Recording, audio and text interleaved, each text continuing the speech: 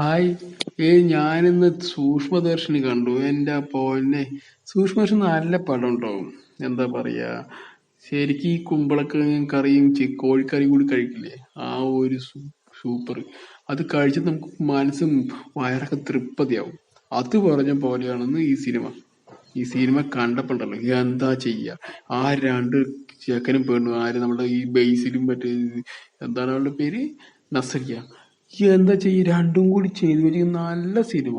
കാരണം ഞാൻ ഈ ഇന്റർവ്യൂലെല്ലാം കണ്ടപ്പോ ചളി കണ്ടിട്ട് വീട്ടുകാരുടെ എന്താ പറയാ, സിനിമ ഒന്നും കൊള്ളത്തില്ലാതെ ഇരുന്നാണ്. പക്ഷെ സിനിമ അതൊന്നുമല്ല, നല്ല സിനിമ കണ്ടുകൊണ്ടിരിക്കുക ഫുള്ള്. എന്ന് വെച്ചാ ഒരു ലാഗ് ഇല്ലെന്ന്. പിന്നെന്താ പറയാ, അവറ്റ് കുഴപ്പമില്ല.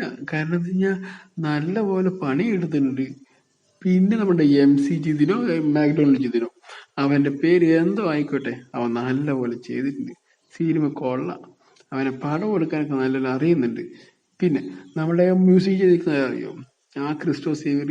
ആ ഭ്രാന്തൻ നമ്മുടെ ഈ ബ്രഹ്മയുഗത്തിലൊക്കെ നമ്മളെ പേടിപ്പിച്ചില്ലേ, ബ്ലാക്ക് ആൻഡ് വൈറ്റിൽ മമ്മൂട്ടി വന്നിട്ട്. അവൻ തന്നെ ഇവനും ഇതിലും ഉണ്ടെന്ന്. അതുകൊണ്ട് എന്താ, സൂപ്പർ പടം. അതിന് മ്യൂസിക് ആണെങ്കിലും അടിപൊളിയായിട്ടുണ്ടെന്ന്. പിന്നെ ആരാണ് സിനിമാറ്റോഗ്രാഫർ, ഹോ, നല്ല രസമുണ്ട്.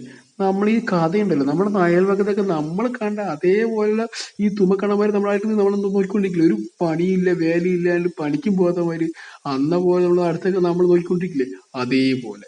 ഈ സൂക്ഷ്മദർശിനി എന്ന സിനിമയുടെ പേര് ശരിക്കുണ്ടല്ലോ അതേപോലെ നമ്മുടെ ലക്കി ഭാസ്കറിന് കിട്ടിയ അതേ പേര് തന്നെയാണ് ഇതും. ലക്കി ഭാസ്കറിന് ആ പേര് എങ്ങനെയാണ് ആ സിനിമയ്ക്ക് സൂപ്പറായത്, അതുപോലെ തന്നെ ഇതും. ഈ സൂക്ഷ്മദർശിനി പറയണത് പക്ക നല്ല ശരിയായ പേര് ഇട്ടിരിക്കുന്നു. വേറെ ഇട്ടാണെങ്കിലല്ലോ ഈ പടം ഗുമ്മില്ലാണ്ട് പോയെന്നെ ചിലപ്പോ. പേര് കേൾക്കുമ്പോ തന്നെ ഭംഗിയില്ല എന്ന് പറഞ്ഞാൽ ആരും കാണാൻ പോയില്ല. അങ്ങനെയൊക്കെ ഉണ്ട് നമ്മുടെ നാട്ടിലെ കുരങ്ങന്മാര്. എന്ത് ചെയ്യാനാണ്, നല്ലത് കണ്ട ആർക്കും പിടിക്കില്ല. പടം കൊള്ളാം. അപ്പൊ എന്തായാലും നിങ്ങൾ കാണ്. നല്ല ത്രില്ലർ പടമാണ്, നല്ല സൂപ്പർ സിനിമയാണ്. ഞാനൊക്കെ കണ്ടിട്ടുണ്ടല്ലോ, എന്റെ കാശൊക്കെ എനിക്ക് പാതിയായിട്ട് മനസ്സും വയറൊക്കെ തൃപ്തിയായിട്ട് വന്നു. നന്നായിട്ടുണ്ട് പടം കാണാൻ. നിങ്ങളും പോയി കാണ്, കണ്ടു നോക്ക്. എന്നിട്ട് വല്ലതുണ്ടെങ്കിൽ പറയാട്ടോ.